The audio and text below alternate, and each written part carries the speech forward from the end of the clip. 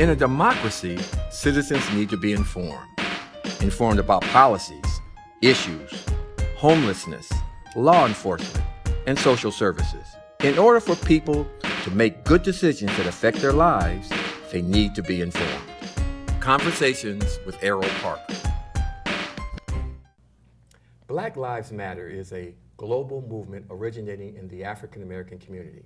This organization campaigns against violence and systematic racism towards black people.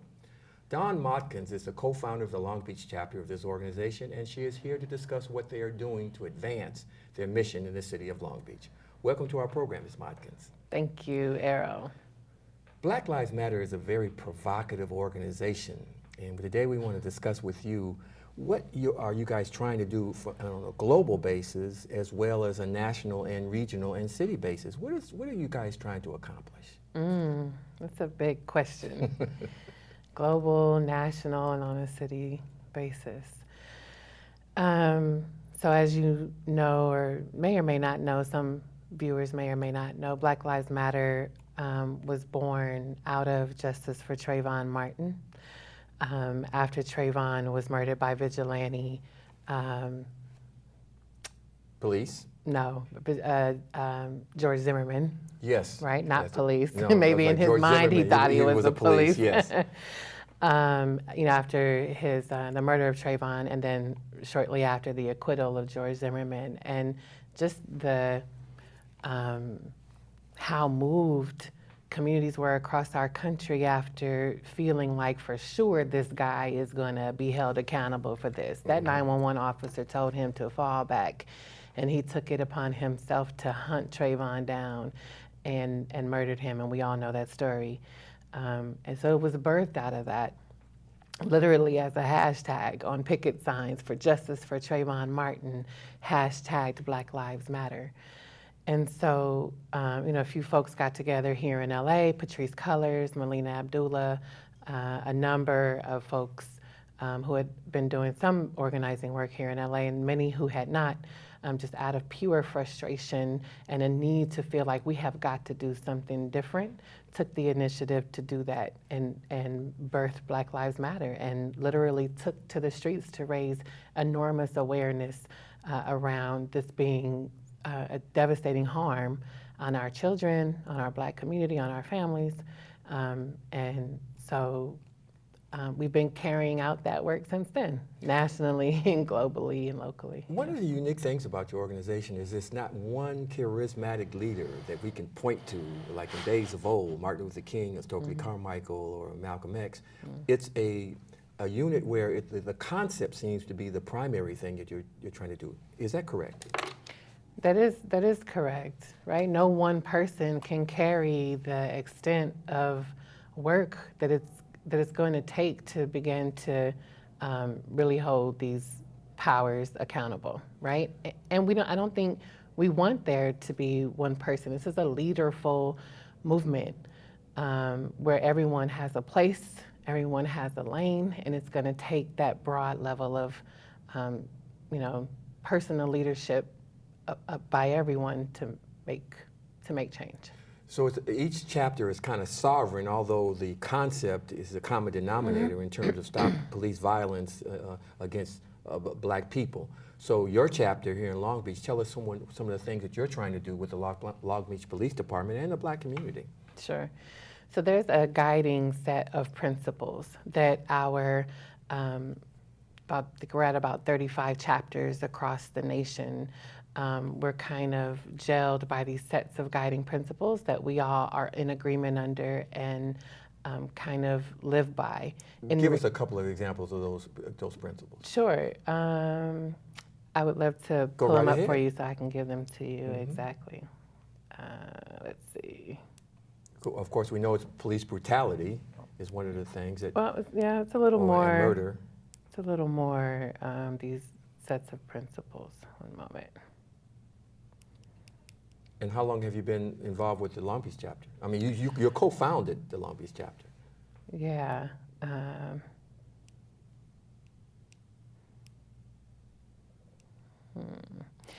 So we started our chapter here in Long Beach probably right after a massive caravan that left from LA to Ferguson. So the end of 2014, the end of that summer, a few of us began to talk about, what can we do here in Long Beach? It was just that year later that Long Beach police, in 2015, murdered 15 people, killed 15 people unarmed. So we knew that that was something that we had to do in our own backyard. Of those 15 people that were murdered, how many were African American? How many were Latino? What other races might have been involved in It was mixed. It was mixed. It was mixed. Predominantly African American, though? Let's see. Tyler Woods, Dante Jordan, Faraz Marad, who I think may have been, he was brown. Most of these men were brown. Jason Consenti, Barry Prack, Noel Aguilar, Hector Morejon. So most of them were Latino?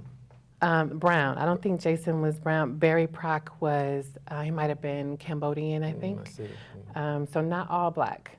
So this isn't, Okay. While we center Black lives and, make sure that the systems and institutions that we have to work around and work within are, holding them accountable for its anti-blackness, right? That's just what that means. That doesn't mean that. Let me just pause for a second because I'm reflecting on the principles and I want to go right ahead. pull them up While for you're you. finding the principles, but there seems to be what you're saying also is a systematic way the police confront people in the community, not only black people but anyone. It seems that you are in odds about how police departments in metropolitan cities approach citizens in terms of any conflict. It's a little bit bigger than a little bit bigger than that. I'll give it to you. Can I go ahead and share with you the principles? Go right and read it. So this is what kind of gels our network across the globe. Okay. So not just nationally, we have networks who have been building in Brazil, in Canada, in the UK, Global. in Australia, right? So while we're gelled by these sets of principles that keeps us in relationship and allows us to be in loving accountability with one another, Yes. making sure that there aren't folks who are out doing the type of work that might be against what our intended focus for this network was. That's right. There's still a level of autonomy for each of our chapters and our networks around the world and our chapters across the nation to be able to tend to and address the very often unique types of issues that are coming up in folks' own immediate communities. So the sets of principles that we operate under, we're committed to acknowledging, respecting, and celebrating differences. We are committed to collectively, lovingly, and courageously working vigorously for freedom and justice for Black people, and by extension, all people. As we forge our path, we intentionally build and nurture a beloved community that is bonded together through beautiful struggle that is restorative and not depleting. We are unapologetically Black in our positioning. In affirming that Black lives matter, we need not qualify our position. To love and desire freedom and justice for ourselves is a necessary prerequisite for wanting the same for others. We see ourselves as a part of a global Black family that are aware of the different ways we are impacted or privileged as Black folks who exist in different parts of the world. So these are the types of, I know we have limited time, I don't want to spend it walking through all these. There are about 10, 12, 13 of them. But those are the types of commitments and principles that we are committed to with one another.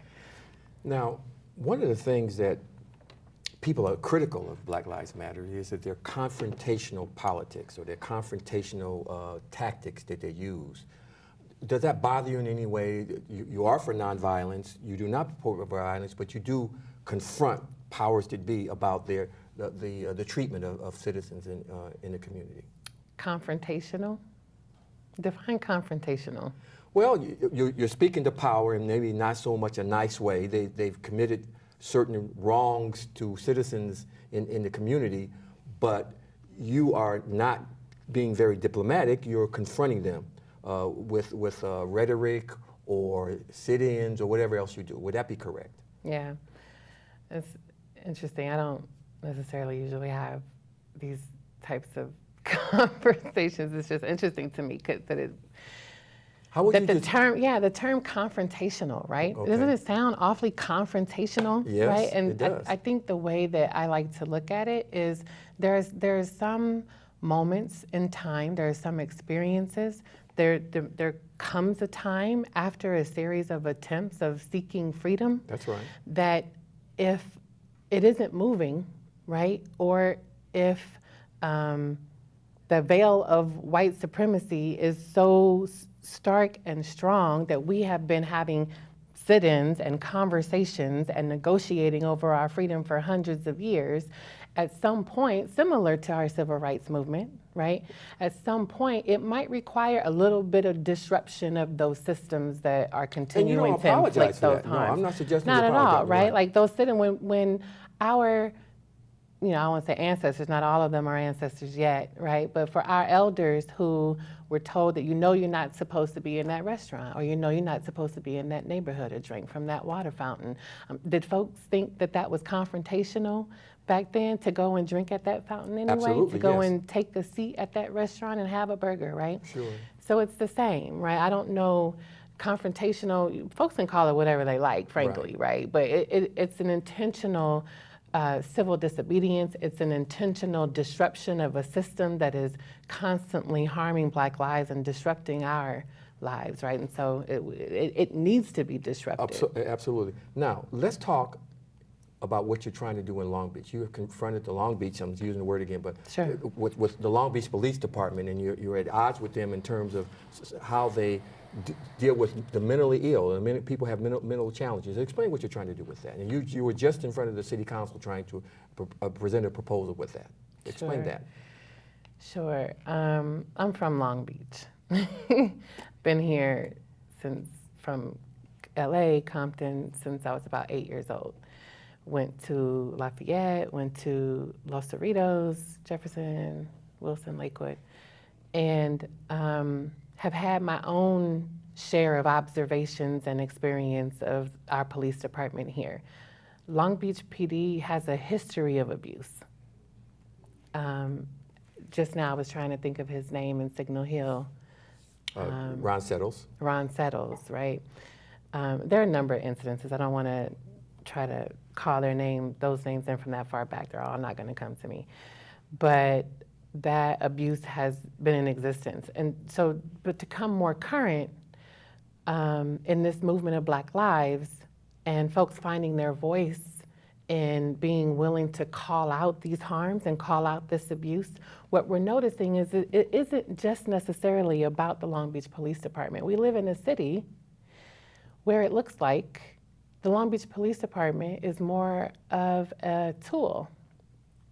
It's more of a tool that is used by this city to maintain its control, to gain and manage powers that it's trying to maintain. Some may even argue part of that is a maintenance of white supremacy that exists in our city. And so we have to be thoughtful about how we disrupt this status quo of this maintenance of power that excludes Black community. That includes gentrification, that includes how we deal with mental illness, that includes how we're policing our youth, how we are funding and contracting Long Beach Police with our Long Beach Unified School District, which is tough. I have friends who are school psychologists who are telling me that they can only get part-time work or being laid off because of budget cuts or other reasons why Long Beach Unified School District isn't funding school psychologists and counselors and staffing them at levels that it used to be. But on the other hand, can afford, $1 million contracts with Long Beach Police, who are seeking to, it's not that relationship that our counselors and psychologists have with our children in order to help prevent these school shootings, for example, right? But instead, intimidating and threatening and often harassing students who are being kids type situations. It's harmful.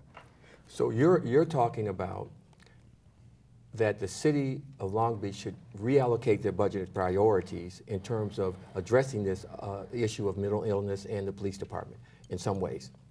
Right. Correct? So city of Long Beach has what, about a $3 billion budget. Over half of our city's budget goes to the police. And when I think about where these resources are going, and I'm thinking about, and I have to say these names, they're coming to me in this moment: Dante Jordan, Tyler Woods, Hector Morejon, Noel Aguilar, Faraz Maraj, Jason Consenti, Barry Pratt, Lionel Gibson. There's a woman, Cindy Tomlins, right, a police officer, rammed her car chasing her and killed her as a result. And between these, not only direct violence by the police department, but also other forms of violence committed against particularly people who were naming and calling out their abuses. And I'm thinking of Cesar Rodriguez, who was not murdered by them, but certainly retaliated against by them when he named their abuses. We're spending millions of dollars on their abuse. How many years ago, 2 years ago or so, we pushed to raise, I don't know, 30 million or so in sales tax revenue. We've spent more than that in lawsuits. They're in federal court now behind chasing the young man, I had to jot his name down, Cesar Rodriguez, on the Blue Line last year. Do you remember that? Yes, I do. They're in federal court now behind that. There's a Citizens Police Complaint Commission that is this facade of a place for citizens to go to say, hey, I had an issue with this officer. He assaulted me in some kind of way. Or when people bring these concerns directly to the police, it's this commission that's supposed to help to hold police accountable, right? But they don't. And most folks who are aware of the CPCC know it. More folks actually don't even know that they exist. And there was a commissioner, I'm trying to think of his name, Thomas Gonzalez, I think, who said, look, you're not even bringing the cases to us. And they're hearing about them in other ways. And the cases you are bringing to us, they're being directed by the city manager, by folks who are positioned by the city manager and under the direction of Pat West. Saying we're aware of these certain harms that have been committed. We're aware of how this particular murder happened when you shot Tyler Woods in the back over 20 times, right? We're aware of what really took place, and we're aware of how you're trying to manipulate these reports to say otherwise. And it's our job as commissioners to really work through what this accountability process needs to look like, right? And then you have folks like the Police Officers Association coming in, right, the city attorney coming in trying to balance this out. And what ended up happening is that they felt exposed, similar to how they got exposed for using tiger text, for committing a violation possibly of Penal Code Section 135 that says that they should not be destroying or concealing evidence, right? And their internal affairs investigators and homicide investigators have been. But this guy said, look, bring these cases to us as you should. They drugged that man through the dirt. And he sued them, and he just won $736,000. They are wasting our money. You mentioned mental health. I'll give you this quick story. Is that okay? Yes, go right ahead. Our mental health community, Long Beach is, finally in a place, has been in a place to at least be attempting to have real conversations about how to tend to our homeless community and our mental health community. And it doesn't feel realistic, right? One of our councilmen, and I'm gonna say Al Austin because it was public, it was right on Facebook, seemed excited to announce how he swept out the belongings of some homeless families here in North Long Beach. I forget, next to the one of the railroad companies. And there were some comments on his page about it. And so the attempt to really tend to really address how we tend to those needs doesn't feel genuine. And my concern, based on how police are tending to respond to our mental ill community, is because they're trained to kill, is to show up intimidating and violently and antagonistic and in threatening manners that exacerbate situations that our folks who are going through a psychotic episode are experiencing. The story, we work with so many different organizations throughout Long Beach, including in the faith community. And one of our folks at a church gave us a call and said a man who looked disheveled, looked really homeless, he was talking to himself, clearly seemed to be having a psychotic episode. He came in and he kind of spooked her. She's white. He kind of spooked her, because she's like, how did he get in our administrative offices, And so he got in there and he's mumbling and she's like, getting over her initial immediate fear or not fear, but her surprise, and offered him some water. Are you hungry? What do you need? What's up? Right? What can we do for you? And continued to mumble, and she stood up to get a little closer to him, and he attempted to touch her behind. And she said, from his demeanor, and he seemed a little, maybe possibly disabled, right? She said, I could have walked fast and gotten away from him. Like, I was not fearful for my life. And I refused to call the Long Beach Police Department because this person isn't clearly in need of some mental support. And we called around to the different health agencies, and all of them, our health department, our mental health department, Access, another mental health support program, all are directed to refer people to the Long Beach Police Department. What do they have that our experts, we are full of community experts, our community psychologists, child psychologists, clinical psychologists, correctional psychologists. So you're thinking that they should probably in some cases be the first responder to that? Absolutely. Okay. Absolutely. Instead of the police department? Absolutely, okay. Right? Like they paid $60,000 a year over at Cal State Long Beach to be these experts, right? Now, what you were just went to a city council meeting and presented your proposal to do that. Is this the kind of things that you're trying to do in the city of Long Beach, at least with the police department, in terms of changing that policy or philosophy in first responders? Yeah, I think that's one of them. I think given the, there's an economic detriment that this police department is causing the city. They're costing us a lot of money. It feels like they're becoming more of a liability than an asset. And we're over-policed. You saw the recent article about the Blue Line where I had to jot this down to Long Beach only. I'm going to answer your question. Long Beach only, they were granted about, there was a $646 million fund, and Long Beach received part of that with LAPD and LA County Sheriff. And they only patrol 4 miles and only 8 stations. There's a total of 98 miles of station and 93 stations, 98 miles of rail and 93 stations. Their number of arrests, 1,450 arrests, were over half. There were only about 2,000 people total arrested on all of our rails of 93 stations, and they only have 8. And they had 1,450 arrests and a murder, right?